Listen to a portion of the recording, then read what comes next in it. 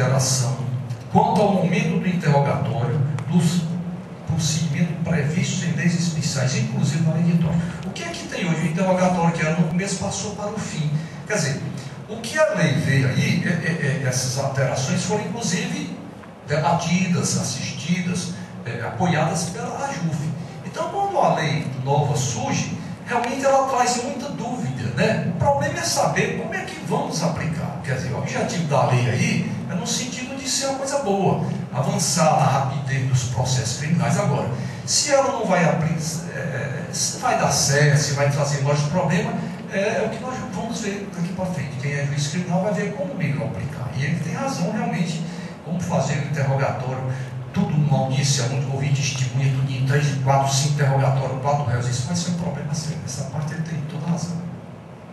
Bem, eu desejo bom dia a todos, em nome dos colegas do Dr. Nazareno, cumprimento a todos. E depois dessa bela exposição do Dr. Agapito Machado, os comentários do Dr. Noleiro, eu estava aqui debater sobre o tema do crime organizado. E antes de levantar uma questão para o eminente professor e juiz federal, é preciso fazer só para chegar na minha pergunta, um breve histórico, mas muito rápido, do que existe, do que foi feito, no combate ao crime organizado, que é o doutor Toledo. Ele é um dos principais responsáveis pelo combate do Poder Judiciário ao crime organizado no Estado de Piauí. Então, eu me considero no Ministério Público Federal, já com 12 anos na instituição, procurador, ainda em formação. Na época de 1999, aqui no Piauí, muito se falava de uma organização criminosa extremamente grave, que tinha penetração. E aí, quando se conceitua na organização criminosa, se fala de conexão com o poder público, com a capacidade de intimidação das pessoas, dos atos de violência, né? De prestação de serviços que a organização criminosa faz. Tudo isso eu me lembro da organização criminosa que houve no Piauí, que durou décadas, ou algumas décadas, e que foi desmantelada finalmente nessa época.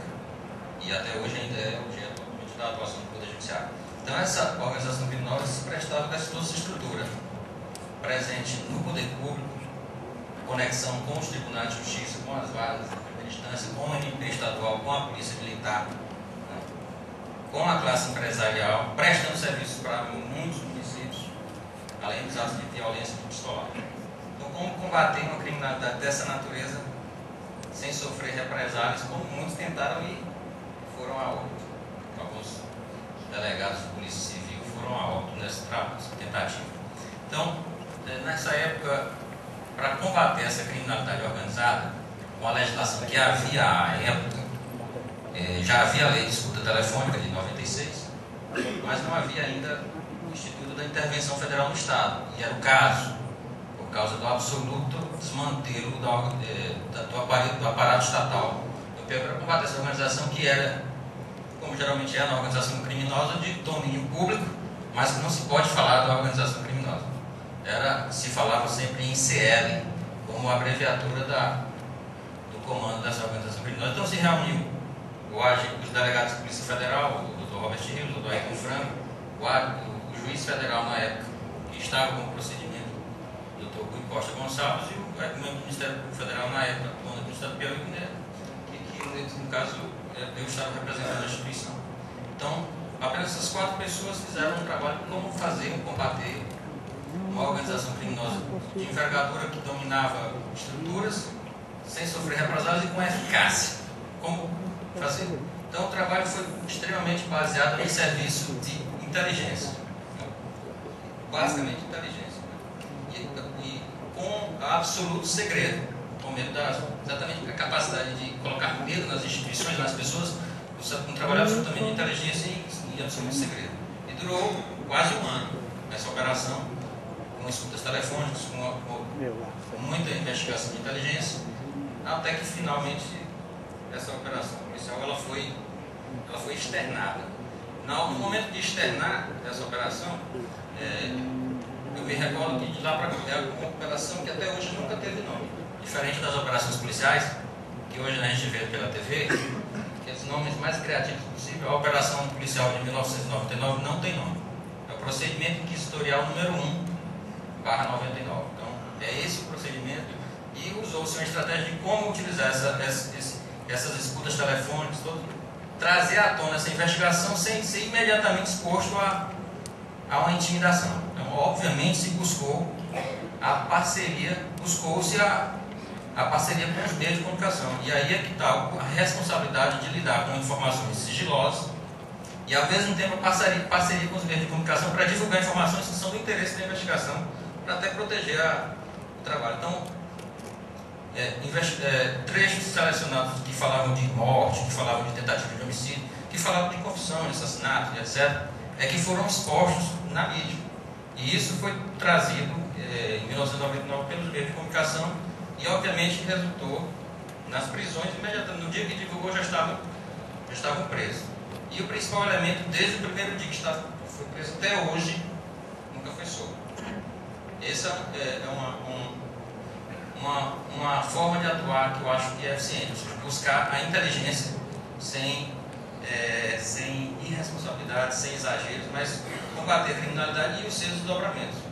A tentativa de dar cumprimento a esses desdobramentos levou à busca de alcançar os membros do Tribunal de Justiça, os membros do Ministério Público, né, as prefeituras municipais envolvidas. Aí há um grande obstáculo a quem quer combater o crime organizado, que é o foro privilegiado, que durante mais de quase uma década se perde nessa discussão de foro privilegiado, e é um grande empecilho ao combate ao crime organizado por causa da direta conexão que existe entre crime organizado e autoridades públicas, tanto do Executivo, como do Judiciário, como do Congresso Nacional. Então, membros das organizações criminosas têm penetração, ou são às vezes os próprios membros do Poder Judiciário, do Congresso Nacional, que fazem parte dessas organizações e têm um foro privilegiado que impede uma atuação daquele que está mais próximo da investigação, que é o Procurador da República, Justiça Federal, o Promotor de Justiça, o Delegado de Polícia Federal, de fazer uma investigação inicial. Então, esse é um dos grandes obstáculos a uma investigação do crime organizado. Então, feitas essas questões, a grande preocupação que eu vi na sua palestra é a preocupação com a prisão, prisão como um mecanismo uma prisão cautelar de combate ao crime organizado.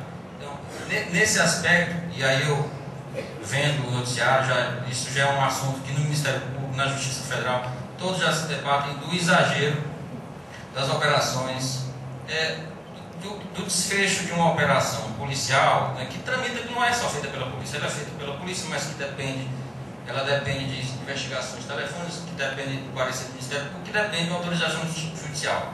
Mas, infelizmente, em várias operações policiais que ocorrem pelo Brasil, ela é feita, a investigação da organização criminosa, quando chega naquela fase da operação ostensiva, ela acaba ficando em segundo plano para, em primeiro plano, aparecer as instituições, né? Na briga de interesses corporativos, da instituição, da Polícia Federal, do Ministério Público, seja lá de quem for.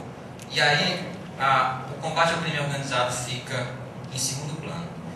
Ou seja, o combate à criminalidade organizada muito se perde porque a atuação institucional de uma instituição policial, ela se dedica toda a como se o desfecho fosse aquela operação policial em si, e aquilo ali é um mero ato da investigação, nada além disso. Eu mesmo já sou contra os exageros de operação